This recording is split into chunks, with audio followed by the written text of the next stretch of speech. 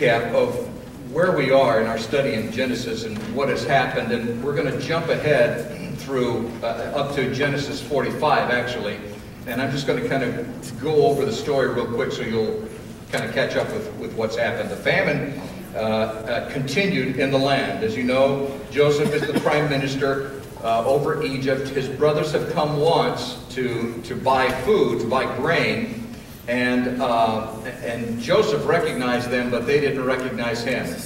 And so now the brothers have returned to their homeland, and they returned, but Joseph made them leave Simeon as collateral to make sure that they would come back. And he said, don't come back unless you bring Benjamin, who happened to be his brother. Now that was really his blood brother, because Rachel only had 2 children. She had Joseph and Benjamin.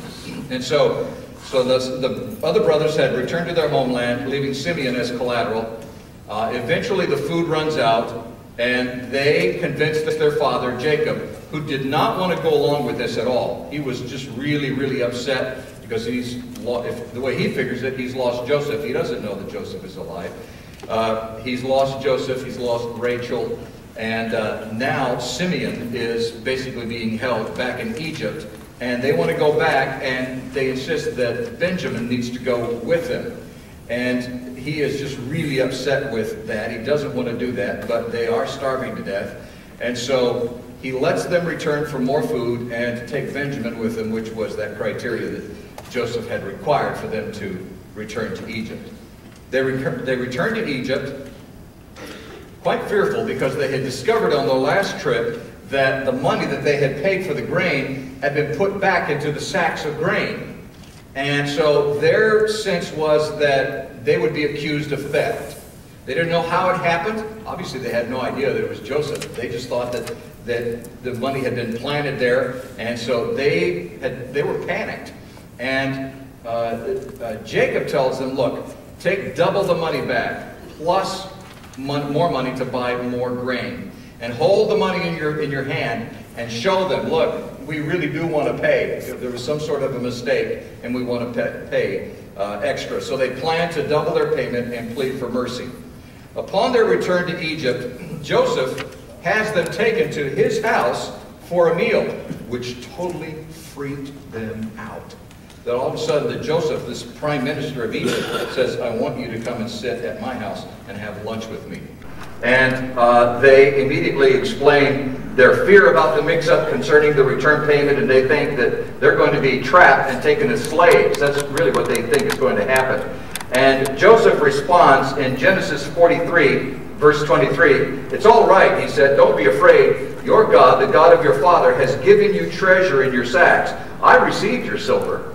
Then he brought Simeon out to them. So what Joseph says to them is, look, there's no problem here. I got the money. You paid for it. What he didn't tell them was that he had put the money back. He was just saying, hey, I've got the silver. That was just something that God did for you, without them really understanding what was going on.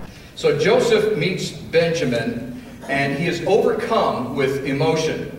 And he has to go hide himself to get his composure back. And he's at his home, and he meets the guys and his youngest brother, Benjamin.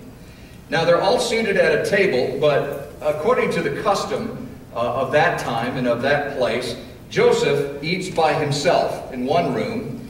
The other Egyptians of the household, they eat by themselves in another room, and all the brothers are in a room by themselves eating. And they notice something very, very curious. In Genesis 43, starting with verse 33. The men had been seated before him in the order of their ages, from the firstborn to the youngest, and they looked at each other in astonishment. When portions were served to them from Joseph's table, Benjamin's portion was 5 times as much as anyone else's. So they feasted and drank freely with him.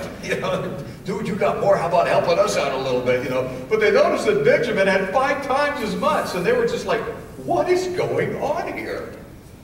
Then Joseph concocts a plan to get his father to come to Egypt from the homeland. He fills the sacks of the brothers with the grain, and he tells the servants to again put the silver back in their sacks.